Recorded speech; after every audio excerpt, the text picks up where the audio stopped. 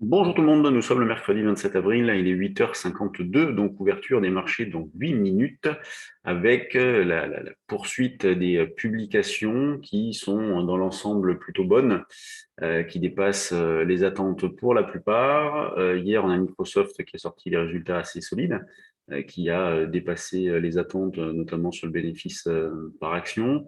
En revanche, Alphabet, c'est moins bon qu'attendu, avec un bénéfice par action qui est ressorti à 24,62 $ et attendu 25,70. Donc, nette baisse d'Alphabet, hein, déjà hier et puis en après-marché également. Ce qui fait que les indices ont retracé davantage hier soir et le CAC est venu chercher les 6003. Donc, il a fait un plus bas par rapport à ce qui avait été fait jusqu'à présent. C'est vrai que nous, on exploitait un support à 6320, alors comme il a été cassé hors séance, ça perd un peu de force, hein. On peut toujours faire une articulation par rapport à ce niveau-là. Et nous nous approchons de la première zone de vente autour de 6300, 6385. Au-dessus, on aurait 415,20.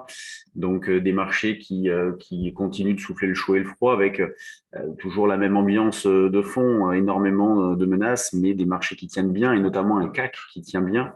Je vous disais que dérivé, on tenait et le DAX, quant à lui, est largement parti à la baisse.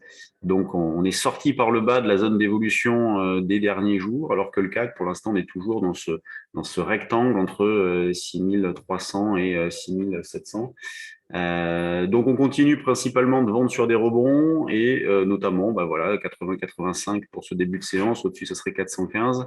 Et sur le DAX, dans le même esprit, on peut essayer de prendre 860 à la vente et pourquoi pas tenter un achat sur 640-50, même si là aussi ce n'est pas le sens le plus évident.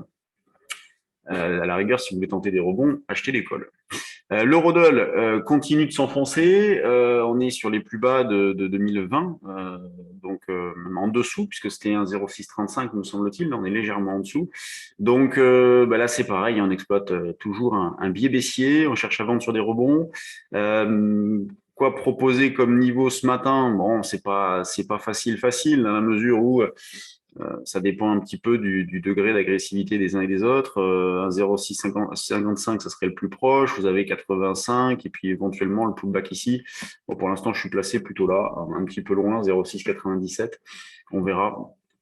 On verra si jamais l'eurodoll rebondit jusque-là. Et puis sinon, on avisera. Je vous parlais des résultats tout à l'heure aux États-Unis. Il y en a pas mal en Europe également. Pour la plupart, ce matin, ADP, Air Liquide. Donc Air Liquide, des chiffres largement supérieurs aux attentes en ce qui concerne le chiffre d'affaires du premier trimestre. Atos, c'est mieux qu'attendu aussi. Objectif confirmé. Vous avez Dassault Systèmes, c'est bien. Vous avez Interparfums. Alors là, ça déçoit, Interparfums. Ipsen, c'est bien aussi. Michelin, c'est bien aussi. Plastic Omnium.